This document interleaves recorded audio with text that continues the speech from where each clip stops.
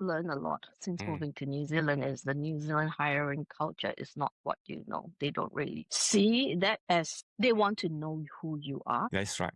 True. right? So before your CV comes to play, before your experience, your knowledge comes to play, first of all, they need to know who you are.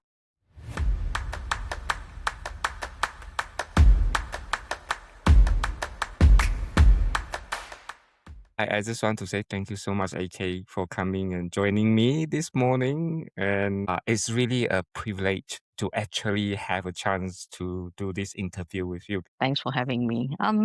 Who am I? That's a great question. I think for me, I find it a little bit complicated just because coming from a migrant family where my ancestors migrated from China to Malaysia, and then me migrating from Malaysia now to New Zealand and learning the Maori culture, the Maori worldview and values. It's always talking about genealogy, whakapapa. That's a huge struggle for me. I'm sure you identify with me, Ivan. Having migrant ancestors from China to Malaysia, and we end up I don't know, at least personally, I identify as a Malaysian first, and then Chinese as my ancestry heritage second. So I always say, when I'm in New Zealand, oh, where are you from? Who are you? And I always say, oh, yeah, I'm a Malaysian Chinese. Malaysian is who I identify as. And then, of course, Chinese, my ancestry that I can never, ever deny or change anything of that factual. It's so beautifully described because that's how I resonate as well. So thank Cool. you for articulating it so beautifully. Oh, it's interesting because I think it's quite complicated and multi-layered for me. I probably feel that's with most Malaysians. My partner actually said, oh, you don't look like pure Chinese. I'm like, I'm pretty sure I'm pure Chinese. I look at my ancestry. I don't think I have any mixed, DNA. One day we decided to order a ancestry DNA kit test to just prove a point, and then the test came back. Yeah, I'm 100% pure Chinese. There is no chance that I might have some reach, extended family in certain parts of the world waiting for me to claim my hereditary heritage or whatever. Yeah, so yeah, I guess having that and then not being helpful was that my grandparents from both my maternal and paternal, both my parents died very young.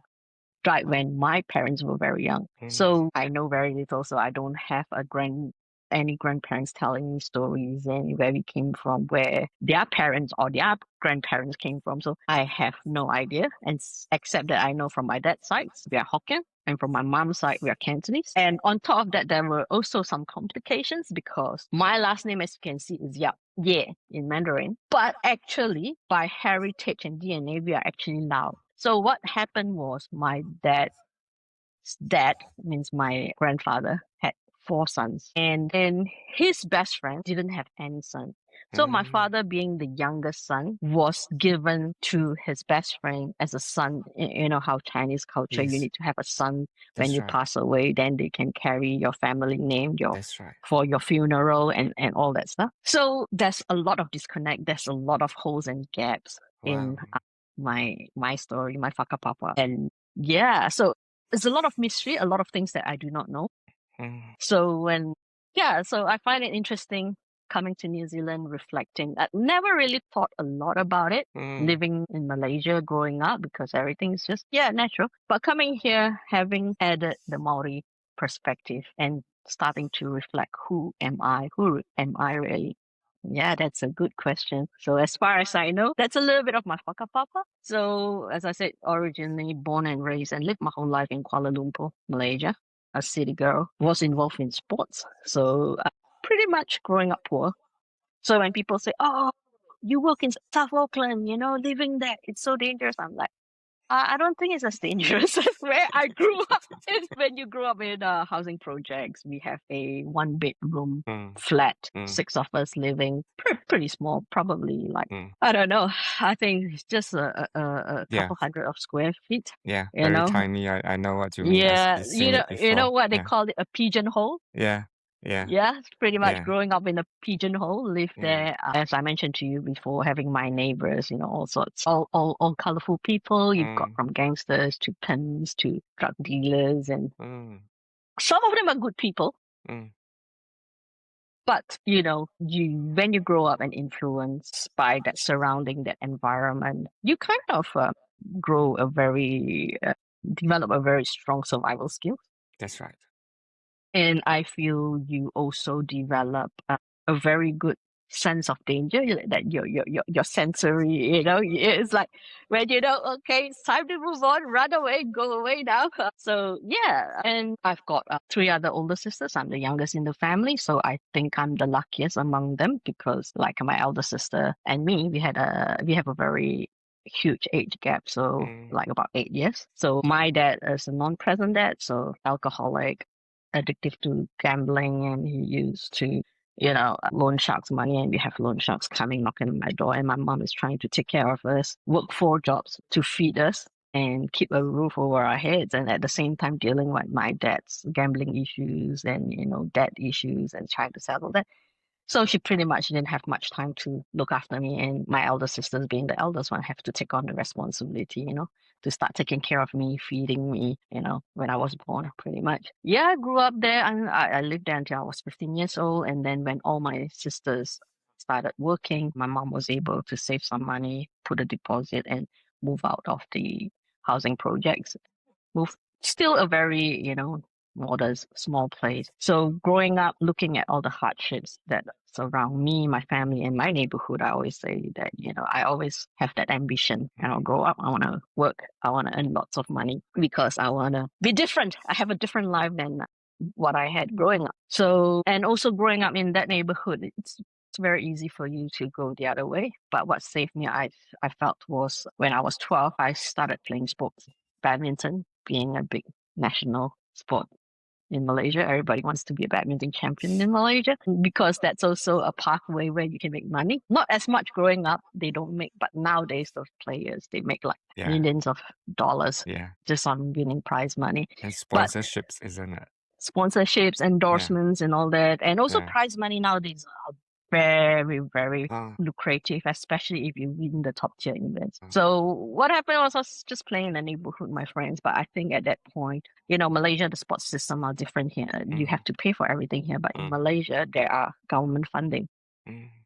So I think at that time, they were looking at developing female badminton players, have stronger female badminton players present on the world stage. So they started a program, and they were going around talent ID. I somehow got talent ID to be part of the program. And what made me stuck to it is, first, I love playing that sport. And then secondly, I get paid to attend trainings, to play in tournaments. So it's like, as a kid, you're like, wow, how good is this? I get to play, hang out with my friends, train on a daily basis, and then I get paid to all this. And of course, because there's no financial burden on my family, my mom was like, sweet, you go and do that. So yeah, so I train like 6 days a week. So my training was more intense than the players here in New Zealand. So you started playing at the age of 12. Yes. And then training also started at the same age. Training started maybe a bit later, about a year later. It's like about 12 going on to 13. Wow. Yeah. But that actually is considered a very late age, because when I went into the training camp or a training squad, we call it, I started to meet people, and some of them started to play at the age of 6 and 7. So I'm actually way, way behind. But I felt, because they were trying to recruit and get more girls in the training program, it probably gave me an opportunity, gave me an in. So trained pretty hard. I think sports is a great thing. Taught me a lot of things. Taught me about resilience, perseverance. Taught me to be strategic, to be smart. Because when you're on the court, you're on your own. You gotta problem solve everything. And also taught me a lot about human communications, interactions. Because you've got older coaches, and then you've got your older teammates, squad mates, your seniors, and then yourself, and then the younger ones. Yeah, so it's pretty good. And we had a pretty good squad, a very strong squad, I said, because a lot of my squad mates actually made it to the national team. So they were promoted, and then they went into the national training academy. So, and a few of them ended up becoming quite good world level players. They are all retired now, because my friends. So they are now, some of them are coaching in Malaysia, some of them coaching overseas. One of my closest friends, she's now coaching in China. Wow. So yeah, so I think, yes, sport really developed a lot of my youth to who I am. contributed to a lot who I am and how I see the world. And then when I finished school, typical practical parents, my mom is like, all right, you're at that age, so you have to make a decision. If you're not good enough to be in the national team, you gotta sort yourself out career-wise. So stop school after SPM, which is equivalent to high school here. I was like, okay.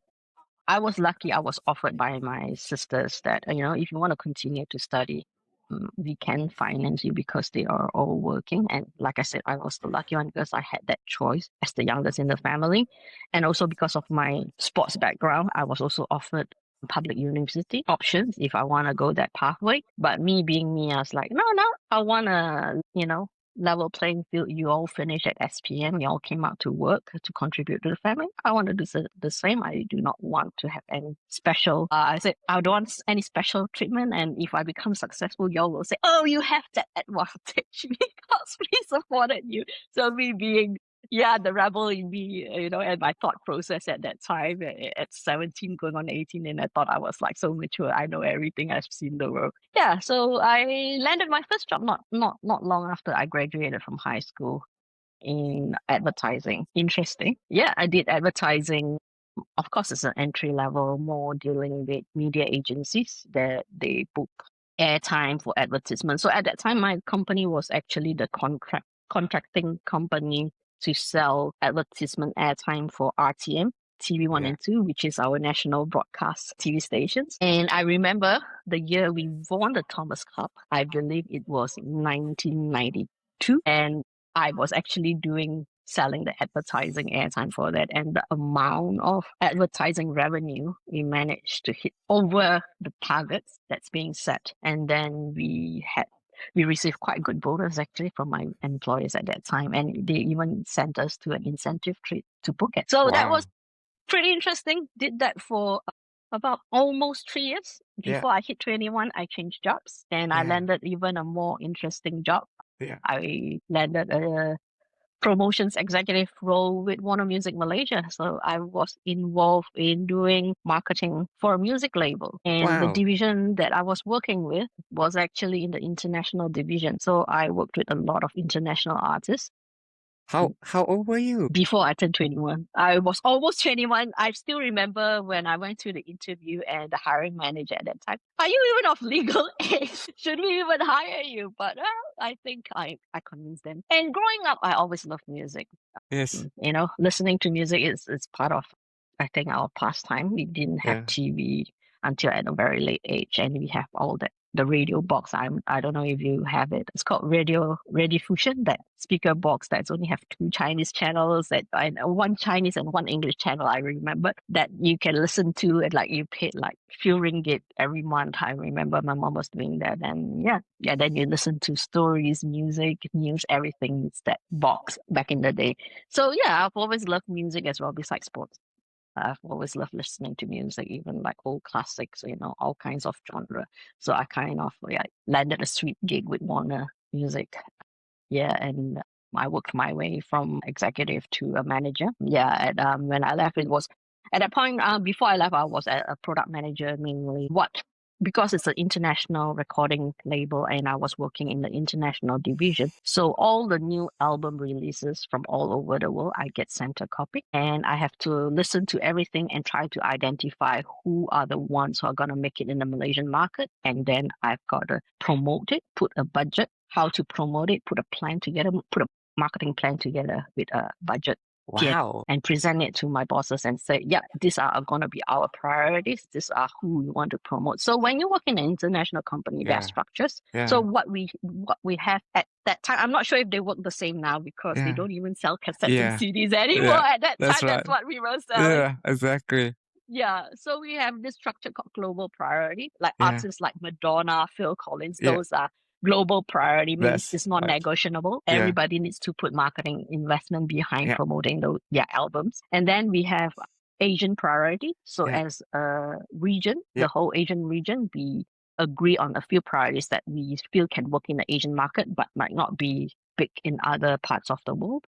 And then we will pull our resources together, bring the artists down to have an Asian tour. And then what we have, the lowest tier, is what we call a local priority. Specific acts that we feel will suit our market, that we want to invest in and market them. And yeah.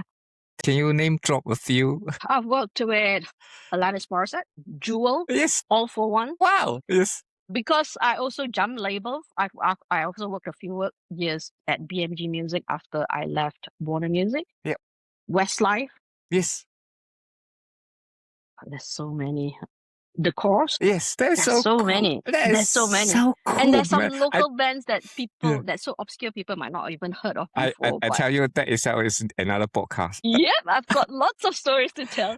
My God, that's awesome. Yeah, sorry to interrupt. Yeah, all good.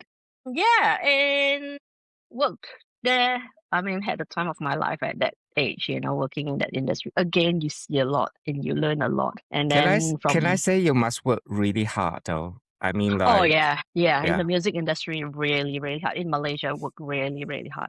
Yeah. Because we have artists who doesn't sleep at night. Firstly, some of them is just they don't need a lot of sleep. Like when they come to Malaysia and when they do tour, because as soon as they land at the airport, they are our responsibility. So we have to babysit them until we send them to the airport.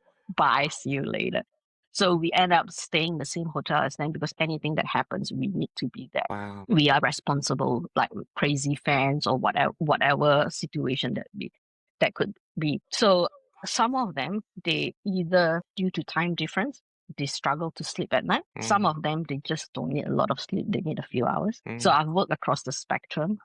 Some really nice one and some really diva ones, seen it all. And yeah, if they don't sleep at night, then you're like, they want to go out, go for a drink, have supper, and they want to entertain themselves. And we're like, when are you going back to the hotel to sleep? We want to sleep. We still have to work tomorrow because usually their tour is about a week, minimum 3 days. 5 days to a week. So imagine, and also because it's not only one artist, you're in town, but we still have other work to promote other artists. Yeah, so yes, But I think if you're young and that's what you're into, it's a great experience to do it when you're young, but not when you're older. Yeah, you need sleep. Yeah, then from Warner Music, jumped to BMG for a higher position. Then I was the head of the marketing for the international division. Same thing, international artists. And then after BMG, I was like, I think I was only about 24 before I hit 25. I came to a point and Can I just say something? If people don't know, BMG was really big at the time. Was one of the biggest record company. It was one of the time. In Malaysia, they were working on, there were some Backstreet Boys, Britney Spears, all the NSYNC, all the big pop names at that time. Yes, correct. It's a big label recording suddenly just pop up and took over many other label companies. So I just want to acknowledge They started buying all the smaller labels, so they have the copyright and the artists under their stable. Yes. Yeah. Another interesting one. Anyway, so Warner Music, it was an American company, so the culture is very American. And also because I was working in the international, so you deal with all the representatives that sign the artists from America, from UK, from Europe. Again, dealing with my counterparts from overseas is pretty interesting because you're a Malaysian. They always feel they're more superior than you. Wow. Yeah. Oh, that's where I actually developed my email writing skills and how to fight a battle via just email. Wow. It's interesting. Like I said, interesting. Can I say you draw a lot of strength learned from the time when you do your badminton training? Never back down. Yeah. If it's something that you know you're right, something never back down. Yeah. Yeah. It's like you're standing at the court, having the competitions, that is you and the fighting spirit. The fighting spirit. Okay, thank you. I felt like that coming from somewhere because not everybody can do it. You have to have that stamina. And also I would say also from survival skills. Yeah. Growing up where I grew up. Yeah. That gives you certain confidence, I guess, to take on the world where you feel like you against the world. Yes. I mean, at a young age, that's how you see it, right? Yeah. Wow. Amazing. Yeah, and then 24, before I turned 25, I was about to turn 25. I think that's something that I did. I don't regret it. But if you ask me, will I do it again? I don't think so. I thought if I can do all this, I think I can start my own business. And that's what I did. I think you're right. Yeah, so I started my own business before I turned 25. Wow. With a business partner, had nothing to start off with. accept a computer and a couple of thousand ringgit as my capital. Started from home, and my business was mainly because of the connections I have with the music industry, was doing events. Started off with doing events, like some of them, they have some shows. They need stage setup, sound system setup. They need someone to run the show for them, because there comes a point where there's too much for them to handle. And especially at that time, there were quite a bit of sponsorship money, because at that time, alcohol, tobacco can still sponsor. So a lot of them, they're like, oh yeah, we've got sponsors and we do not want to do the dirty work. Would you like to handle the show for us? So it's like, oh yeah, doing a lot of artist show productions for promotional tours. So got involved with, continue to work, but mainly instead of running the whole tour, going from different public appearances or media appearances, now I'm just focusing on their shows. Yeah. So, and that expanded, starting to do more commercial public events, corporate launches, pretty much everything.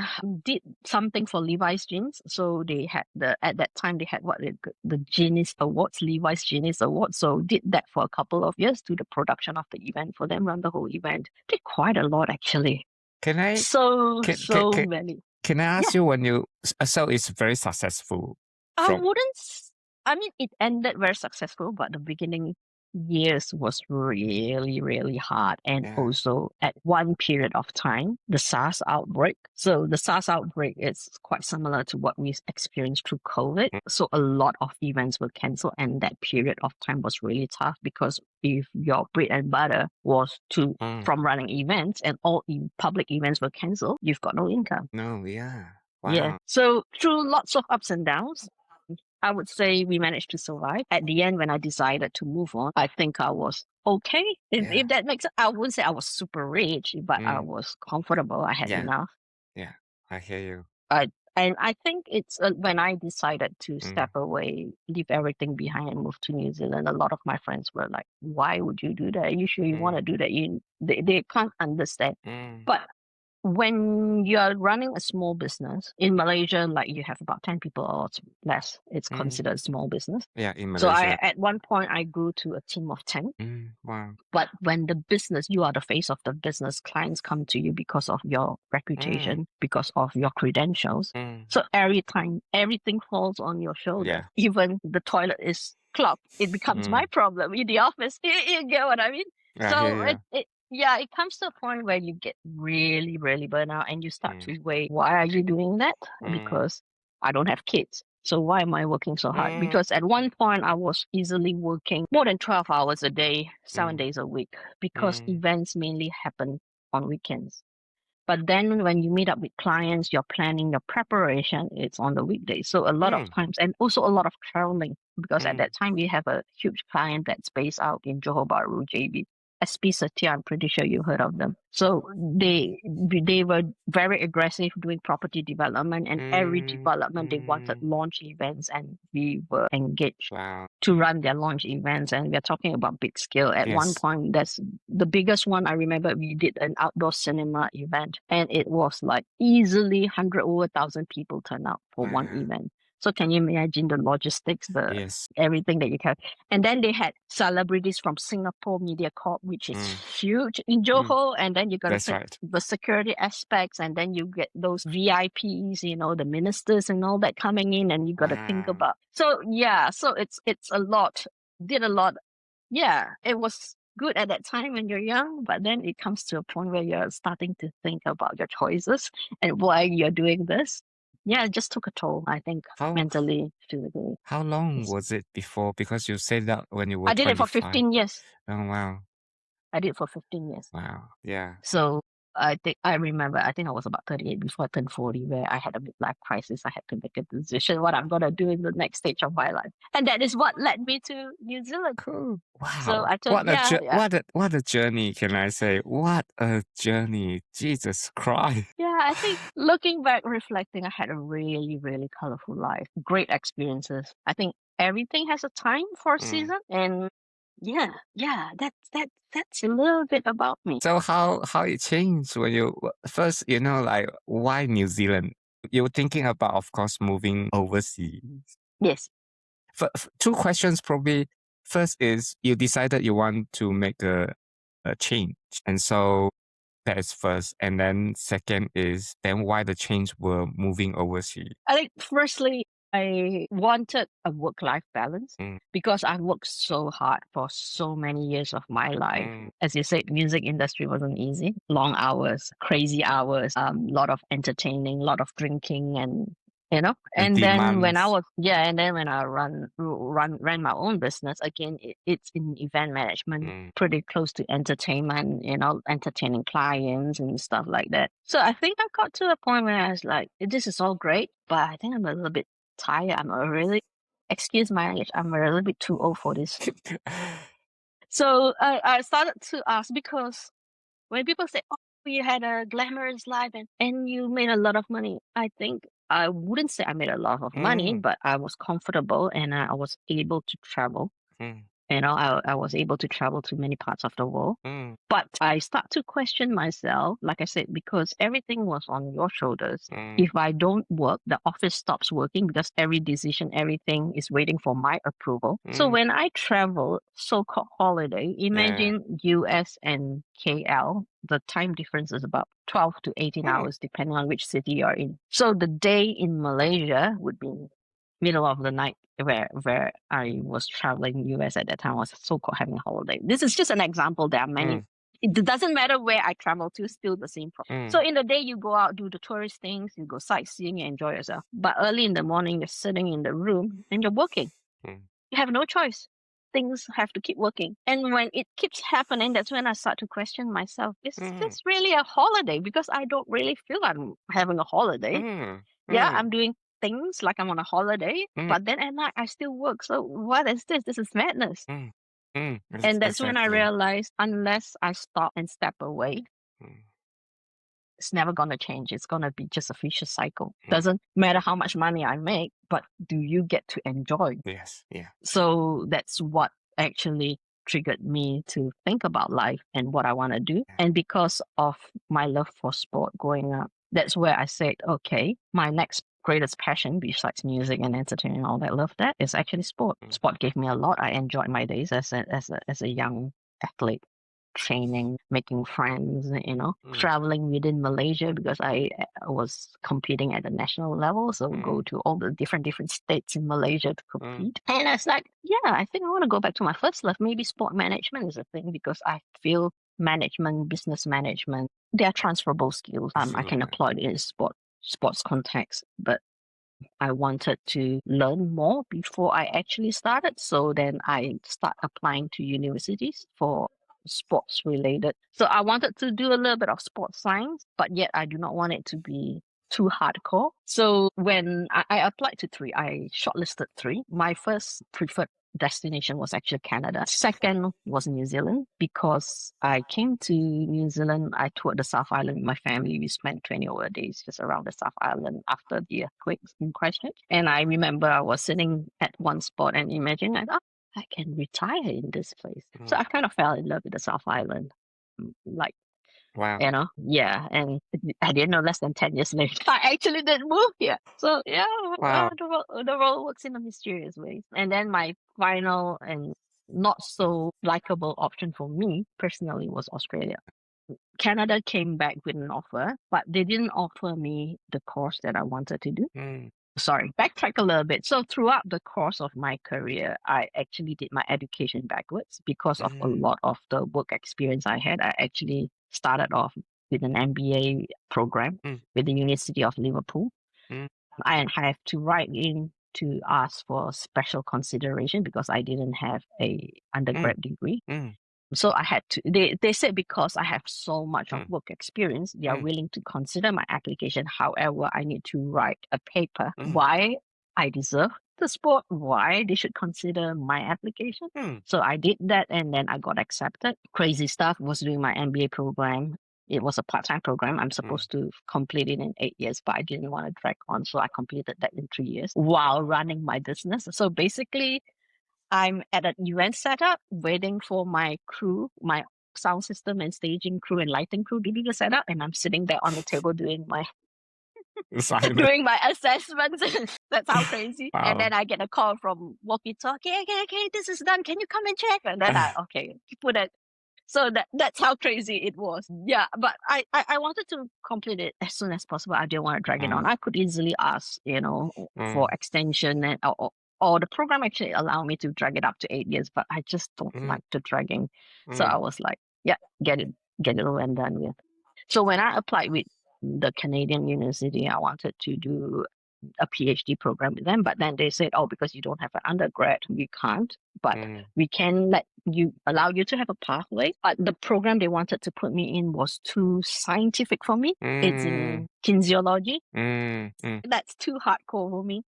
And then New Zealand University of Canterbury came back and accepted my application for a sports coaching bachelor's degree, which I was quite interested because I have all this knowledge as an athlete.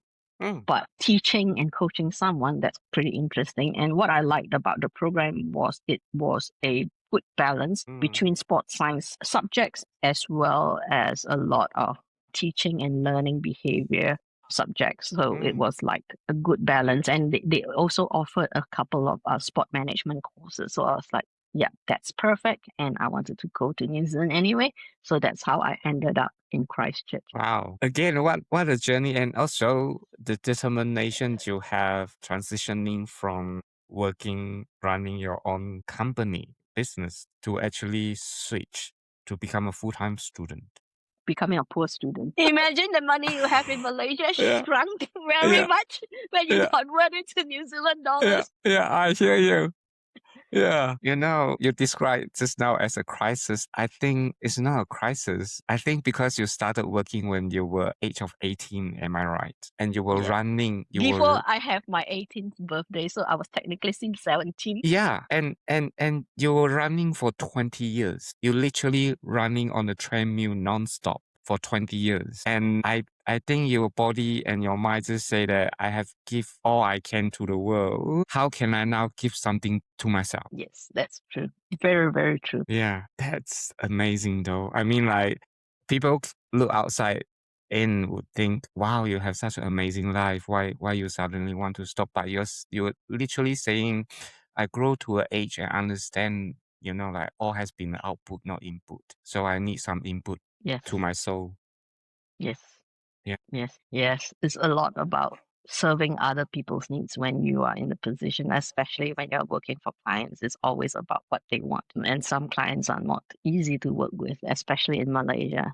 Very demanding. When they have the money, squeeze you to every drop. Oh my God. Yes. Wow. Yeah. And you have situations where after the project finishes, the client didn't want to pay you too. My God. Yeah.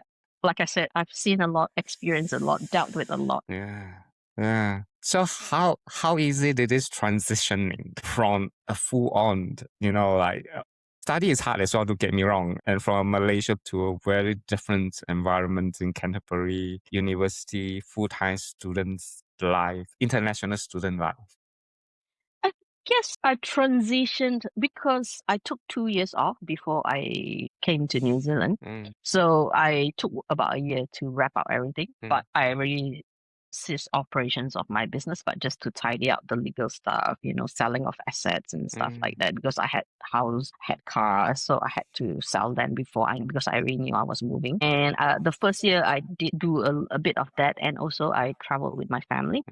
So we went to a few trips, went to the UK, went to Macau. We did a few trips together. So and then I went to the US on my own as well. So I took, year one was more traveling. And then year two was tying up more of the loose ends, selling off everything, preparing to move. So I actually didn't move for about 2 years before I moved to New Zealand. So I guess that kind of helped to transition. Like my second year was like lots of farewell, meeting up with friends, spending time hanging out, because I already knew when I moved, I already knew I'm going to move permanently. I'm not coming back. I'm coming back to visit, but I'm not coming back to stay in Malaysia. Yeah. So I moved knowing that. So I did a lot of things that, I spent a lot of time with my friends in Penang, for a few weeks and here and there, just kind of chill, just appreciate what was there before I make my big move, because I knew it was permanent. And yeah. So, and I think something about me that I noticed was pretty interesting. I'm someone who can just pull on the handbrakes and stay stop and stop. Mm, It's the same when it comes to drinking. It's the mm, same when it comes to smoking. It's the same when anything. It's like, mm, okay, I can be doing this like crazy, but when I make the decision, I'm going to stop. I'm just going to stop and walk away. It's not, mm, I won't even need, I don't feel anything that I need to go back to do it, or, I don't feel that urge that, yeah, I have to do it to make myself feel better. mm, So I think like I said, I think I gave my best at mm, that time for everything that I did, and I felt I have nothing else to give, and it's mm, time for me to step away. It's a good time for me to step away and find something new, something fresh, something to rejuvenate me as well as to excite me again, which was going to university at age 40. Never been to a physical university. Imagine doing undergrad and looking at all these 18, 19-year-old classmates. who have And lots of idea but not necessarily life experience that. not only that, they have no cares in the world. They are Mm, so chill with everything mm, because they don't have as much to lose as I do. mm, I had to make sure I pass all my courses. I do not want to repeat mm. any of the courses because, firstly, it's costly as an Yes, international student. very And expensive. secondly, I do not want to be messing around. I don't have time for this shit. Yeah, you have done all that. Yes, I have done all that. So for me, it was like very focused as a student. I was actually quite lucky because like I said, the course was a combination between sports science and teaching Mm, philosophy and stuff. So it's actually how a lot of my classmates are actually studying to become teachers. mm. So we shared quite a few courses together. And I actually have a few mature students that are about my age. And actually one of them could be older than me that we were doing the sport coaching coach together. So that made me feel less lonely. Yeah, Otherwise, it's just me with a bunch I of hear kids you. that can be like, I look at them, I can be your mom. I can be your mom. Yeah, I hear you. Yeah, and Yeah. it's about relatable as well, isn't it? You're not condemning them, but you're not able to fully relate to the life stages that they are at. Yes. And, Yeah, and when you hear them talk about their problems and you're yeah, like, and that's a problem. Yeah. It's like a lot of times just smile and nod. yeah, Oh, yes. yeah. Oh, that's But funny.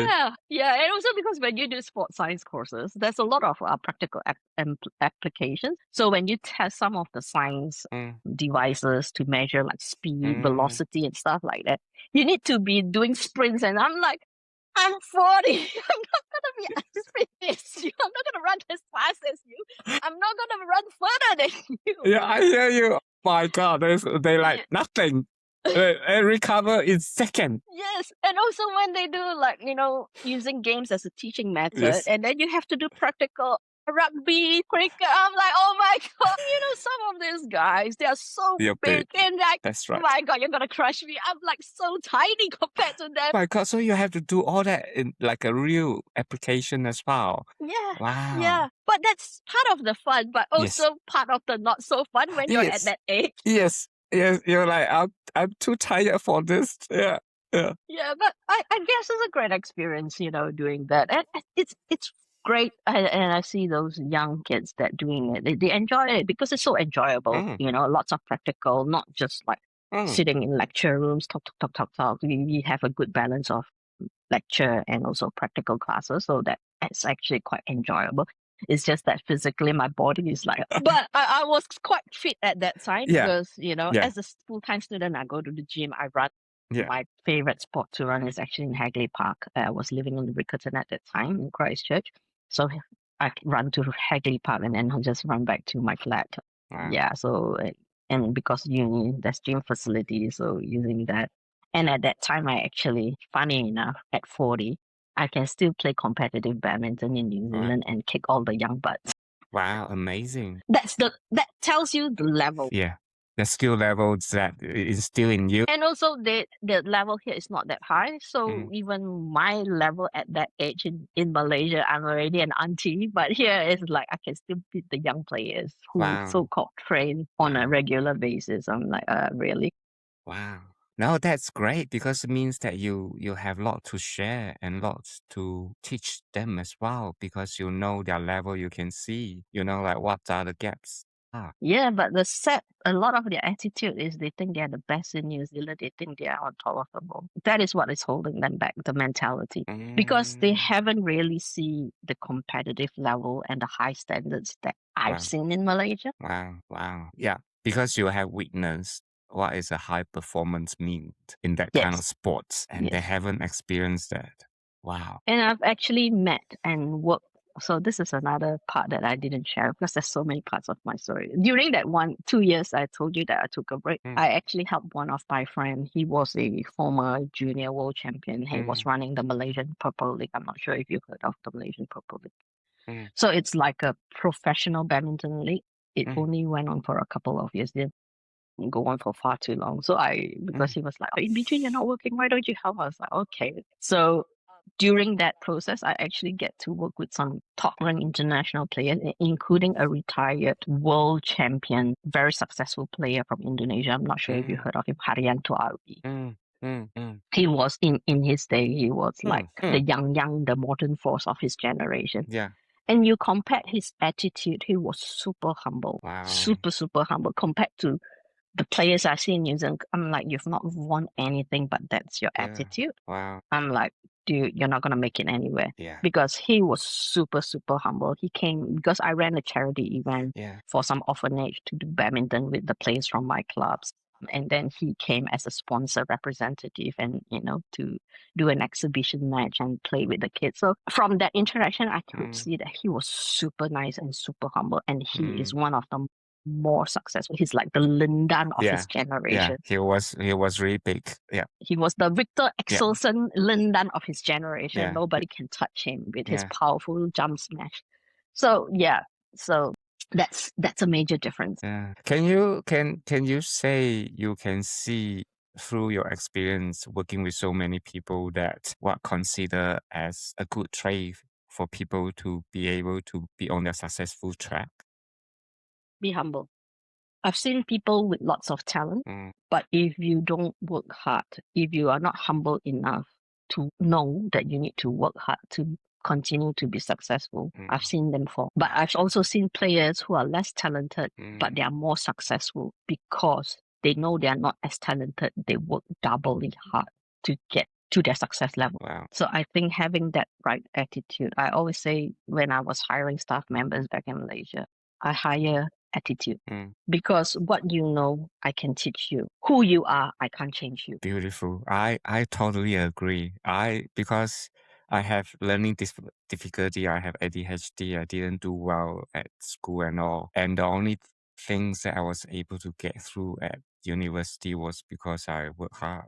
I humble. I know I'm not as good as other people. So I just have to put my best foot forward, even though it wasn't like getting all the aces, but at least enough to get me finish my degree. I completely agree. I saw some people are very talented, but it's about attitude, isn't it? They can be very smart, but if you don't have the right attitude, that smart and intelligent alone can only bring you so far. I completely agree because I met many talented individuals as well. I always felt like I agree, like people can teach you skill and all that, but if you just don't have the attitude, there's nothing can be done. Yeah. Because knowledge you can learn, right? Skills can be taught, but attitude, it's who you are. It's internal. It's intrinsic. So, I can. Yeah, sorry. Sorry. No, I said as a coach, I can motivate you, but it's external motivation. But it's what's inside you. That's the key. That's the difference maker. And there's not something you can do as well. There's something they have to find in within themselves. Yeah. They need to want it. That's really insightful as well. And so let's go back to after you finishing the degree. Then what happened? Well, that's when reality hits, right? Yeah. When you finish a degree, you try to look for a job, and you're told that you do not have any New Zealand experience. So my 20 over years of experience in Malaysia got discarded. So I got to start from scratch and start from the bottom again. So the first job I landed after I graduated, you need money to survive. So it was tough, Christchurch, because they're still rebuilding from the earthquake. So there's not many jobs available. So I actually got lucky with one of my friends, an international friend. She is originating from Spain. but she's moving with her partner back to Australia because her partner is Australian. And she was working at Juicy Car Rental at the Christchurch airport. And she's like, would you like to take over my job? I was like, yes, I would love that. So I put in my application, went through the interview, and yeah, I got the job. And I did about 10 months of work in Juicy as a customer service. You call customer service, but as you know, Juicy is a low cost, no frills. So you pretty much do everything, washing cars, everything. Oh, really? You have to do the washing as well? Well, you don't need to, but Yeah. sometimes because they are so behind and the customers are not getting their cars, they're getting angry. And what am I supposed to do? Stand at the Yeah. customer service Yeah. desk and look pretty? No, I'm someone who, like, if there's something that I can do, Yeah. I'll just roll up my sleeve and do. So Yeah. I did washing cars, Oh, moving wow. cars, everything, check tire treads, make sure that they're safe for them to go out on the road. Whatever that needs to be done, I'll just get it done. Wow. So I did that for about 10 months as an interim period until I land a proper job. And then in September 2019, so I got a job with County Manukau Badminton as a development officer at that time. So I moved to Auckland for that job. That was in 2019. Yeah, I believe. Yes, it's Oh, a long, wow. long time ago. Yeah. 2019, yes. Yeah. Wow. Yes, I arrived in New Zealand in January 2016. Wow. And so how was it being able to finally have something that related to your degree and also back to what you're passionate about? It was great, I would say, because finally I'm doing something that's relevant to my studies and what I wanted to do. But it was also tough just because badminton is not a big sport in New Zealand. You've got zero funding. So pretty much everything is based on the funding that you can raise. There's no government support, no government funding. And when I joined, they weren't at the best position financially. So they were kind of trying to find a way to improve and develop their numbers in terms of participation and membership. So it was quite a challenging time. But at the same time, on top of that, it was COVID. COVID hit. True. OMG. Yeah, it was crazy. So I joined them as a development officer, but that only lasted about 3 to 4 months as a development officer because they wanted to see a change of the association. And because of my background and experience, I was able to develop a business plan for them. I said, if you want to change your trajectory of your organization, these are the things you need to consider doing. Because insanity is doing the same thing all over again and hoping for a different outcome. And they've been trying that for, I think, a long, long time. And they can see the numbers are dropping. And if they don't do something drastic, they might not survive much longer. So through that process, then I got appointed as their first ever CEO. And then COVID hit. I had a good run for a few months before lockdown happened and COVID hit for 2 years of my time there. That must be tough. Yeah, But it was having mentally exhausting. Having said that, I also think you are the best person to do the job. I think some people will argue otherwise. I think I did learn a lot through that job because I was introducing a lot of changes, and the changes were positive and good. And a lot of people agree those changes should have happened a long time ago, and a lot of people were supportive of that. But there's always a few That's right. that doesn't like it because it's an inconvenience to them.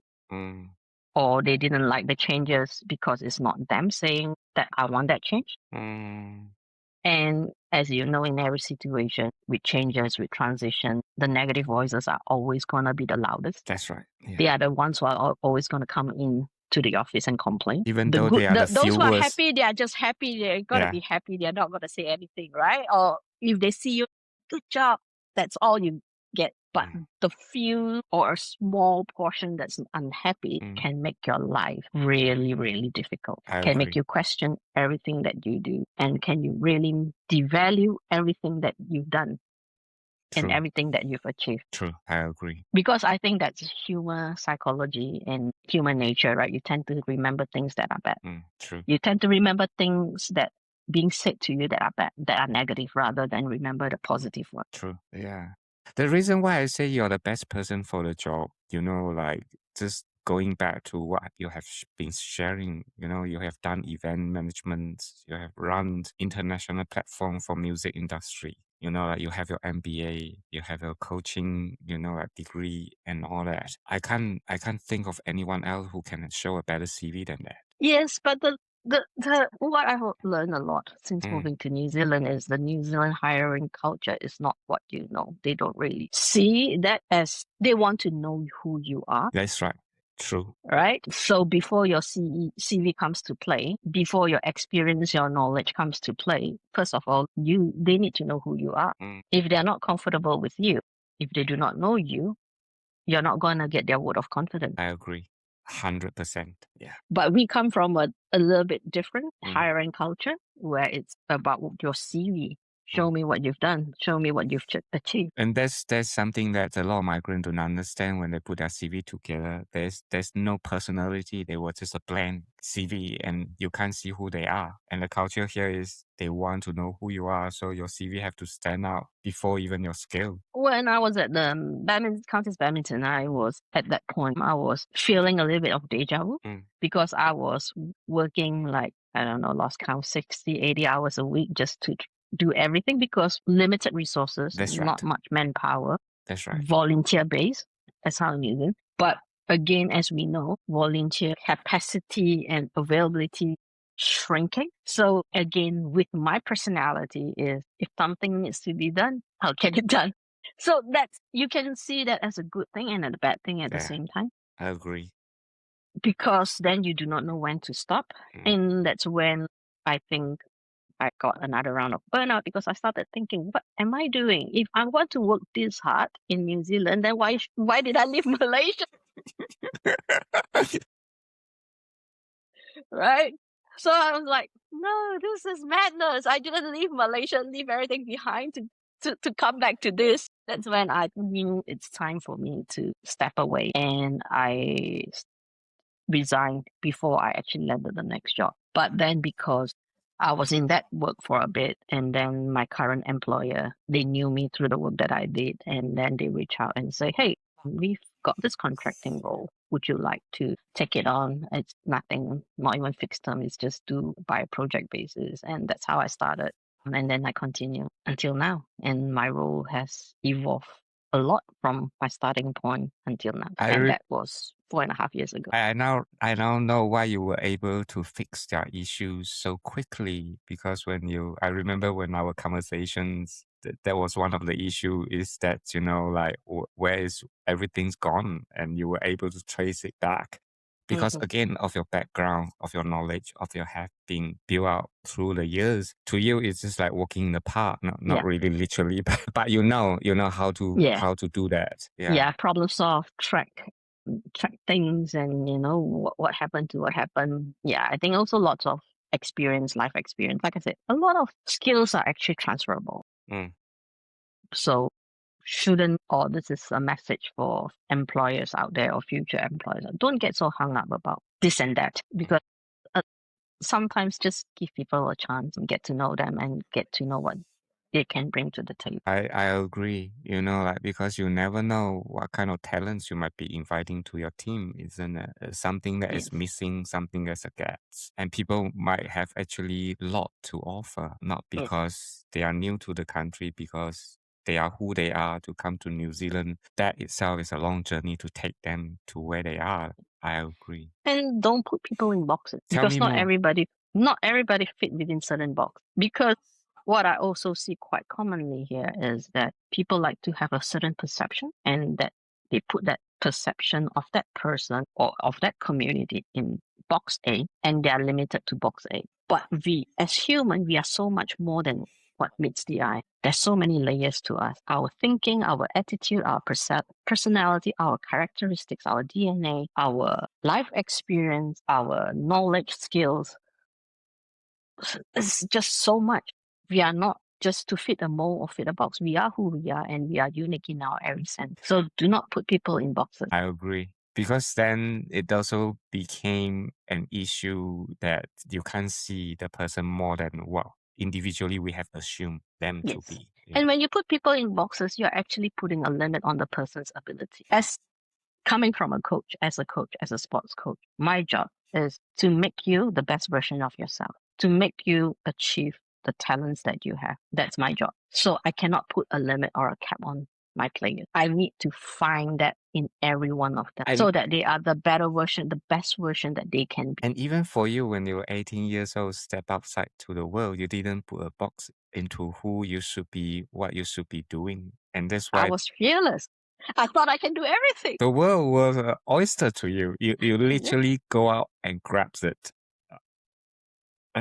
And so where are you now, AK? Well, where am I now? I think I'm in a space right now, which I kind of think that I'm preparing for retirement. I think you deserve it. I really think you deserve it. Not in that sense. I don't think I'm someone who can sit still and do nothing. But I'm saying, when I said I'm preparing for my retirement, is like the next thing I want to do. It's something that I want to be able to see myself doing it into my retirement age, whether as a full-time, part-time project basis. I'm not young anymore. Let's put it that way. You look young. At heart. I think when you work in a space and in something that you are really, really passionate about and that you really, really enjoy doing, you don't really feel like working. I know it's a cliche, but well, this is something that I've shared with my previous staff members. I said, if you're doing something that you really enjoy and you like, I said, every job there will be challenges. Every job there will be good parts and bad parts, and you need to take them as a whole. You cannot just cherry pick the good parts and you do not want to do the bad parts. I said every role, every position, every job in the world, no matter what level, what title, what pay rate, there will always be good parts and bad parts. If you enjoy what you do, if you love what you do, and if you're passionate about what you're doing, the bad parts are challenges. But if you don't, the bad parts are problems. The difference within challenges are problems. Problems is a pain to deal with, right? But challenges is what motivate you to take a step up and get around or go through the challenges. That's amazing. That's how I see it, and that's how, that to me that differentiates. Yeah. Because you are saying challenge is only temporarily, and when you challenges, there always be solutions, right? Yeah, and when you overcome it, you not just overcome it, you also grow as a human being, as a person individually, and upskills yourself and know that you can get through it. Yeah. Challenges, it's a challenge, right? And we as humans, right, take it up as a challenge. Maybe it's an athlete, the former athlete in me, right? Take it as a challenge. But then when you start seeing things as a problem, you start to think, and the problem just grows and snowballs, and you just want to run away from the problem. But challenge, you want to tackle. And I have a couple more questions for you because, there was so much in you that I think first it need to be shared to the world. And I don't know whether you still coach or not, but I hope you still, because I think there's a lot of values, wisdom that probably people need to hear, either in their career, development, or sport. And I think you sounds like an amazing coach who not just coaching people's skill, you're coaching people about the path that they can, take for themselves to the next level. And I hope you carry on doing that, because I think that will be absolutely a gift to the world, to the people who have the privilege to meet you and learn from you. Thank you. I kind of do that in an indirect, not in sports coaching, but more as a mentor, leader, coach, like the community groups that I support, the community leaders that I support. I impart the same principle, philosophy, but just the subject is a bit different. No, that's amazing, because you just have that calmness about you, and yeah, I felt like this is so much more to unpack. But I also have a final questions that I really want to ask you. If you were able to go back to a time where you can talk to yourself again and tell yourself something about the future, what you say to your younger self? No matter what you're going through right now, believe in yourself. Everything will be all right. You will get through it and everything will be all right. Can really sense that. That's really from the heart. Man, I don't know what to say. It's so humbling to hear your journey. And is there anything I'm missing that you want to share? I guess I'm blessed to have experienced so many facets of life in different areas. Like I said, ebbs and flows, ups and downs, good things, bad things, everything. I guess that's what shape us to who we are. Because I always tell the people that I teach or try to mentor, I say, knowledge, I can't take that to my grave, and I like to share as much as I can. As long as you're willing to learn and as long as you're willing to listen and take on the knowledge. Okay, again, before we finish, I just want to say thank you again, and I absolutely enjoy it listening to your story. And man, like what a fighter you are. One question I wanted to ask you before we finish: who were the person first introduced you to badminton? Can you still remember? Yes, it's actually my schoolmate. We were both she played, I think, with her family, and she had a spare racket, and we just started hitting, not even on a badminton court, it was just on the playground. Open air, no net, nothing. We just hitting the shuttle versus each other. She's my schoolmate, that's also who lived in my neighborhood as well, in a different block. So that was during school holidays, and we had nothing to do. She said, "Would you like to play?" I said, "Okay, I'll give it a go and play," and that's how it started. And again, it's a great story, like just one little things can grow into something significant that really help you to build your life around. Yeah, And so we it never is, know, isn't it? isn't it? Because, okay, so there's a side story to it. Why badminton? I told you I always love sports and everything. I actually, growing up from my flat, I look down in front is actually a playground, and I always see boys playing football. And I really wanted to play football. But during that time, my generation, girls don't play football in Malaysia. So that's why I never got a chance to try or play it. So the next sport that I get to try was actually badminton. I did play netball in school, primary school. That's quite normal, but I didn't quite like it. I did try hockey, but I didn't quite like it, but I made it to school team. I was representing my school Wow. when I was in primary school. And then I tried hockey, didn't quite like a hockey stick with a ball. I'm like, this is not intense enough for me. I need something, that stimulates my mind and everything. And then I believe the third sport that I tried was actually badminton, but it's not even formal. Like I said, my schoolmate just, and schoolmate slash neighbor, just kids like, oh, let's have a hit. School holidays, kids boring, got nothing to do. No money to travel. Parents have no time for you. So you just entertain yourself. And yeah, we started playing at a playground. And I don't know, maybe I'm a little bit gifted. And then from there, I graduated to playing with some more intermediate kids that's played on. We makeshift our own badminton court within our flat block. And then from there, then graduated. So imagine when I went to my school, secondary school, badminton team tryout, I was rejected. And the reason they rejected me because you didn't play badminton in primary school. You didn't represent your school when in primary school, so means you're not qualified. Yeah. I was like, okay, if that's what you say. But me being me, so another story, sorry. Then they had their trial in school, and I saw the trial going on, and I saw those players. I said, I can beat all these people. In my mind, that's what I thought. And there was a break somehow, and then I went over and I picked up the racket.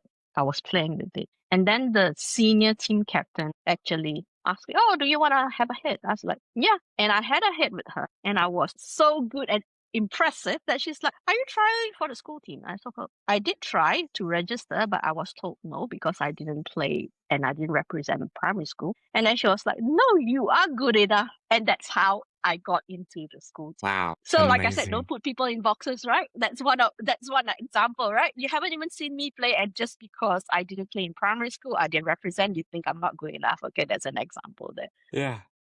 So yeah, like I think there are many big and small instances, that kind of challenges that happen throughout my life, and just me being stubborn, naive, or whatever you are, or optimist that is, that I'll show you what I've got. Talk is cheap. I'll show you what I've got. So every time when you got rejected, you didn't back down. Because I felt that I was good enough. I felt that I wasn't given a fair shake. And because I really loved the sport, and I felt I was good enough to at least go for trial, prove me that I'm wrong. And because I was standing there, I saw those people who were trialing, I was like, pretty much I can beat most of you, if not all of you. That's how I felt. Wow. Maybe some people say I'm overconfident and cocky. I don't know. I don't think so. I think you know who you are from a very young age. There was just something in you that when you're talking about attitude, it's like no one can instill that for you, but you had that all throughout your journey. Yeah. I do not settle for being in a box that people put me. I don't settle for that. Yeah. What are great lessons, AK? I mean, you know, and truly to show out to the world and not back down. Yeah, I think that's what probably. I don't want to use the word young people need to learn. It sounds bad, but I think that's probably people need to learn. The first rejections doesn't mean no forever. Yes. Yeah. And every successful person has faced many rejections in it, whether it's an athlete, business person, a leader, whatever position they are. Every successful person has faced rejections. Even the greatest of all time, Michael Jordan, he was told he wasn't good enough for his school's basketball team. I tell you what, you need to write a book. Have anyone told you that before? Or a blog or something? A blog. Yeah, A start blog. from blog. Yeah. Yeah. Thank you, AK. I better let you go. I know you have other things that, but man, we need to talk. And we'll catch up and we'll talk more. Absolutely. All Okay. right. Thank Yeah, you, you take AK. care now. Yes, You too. bye. Bye.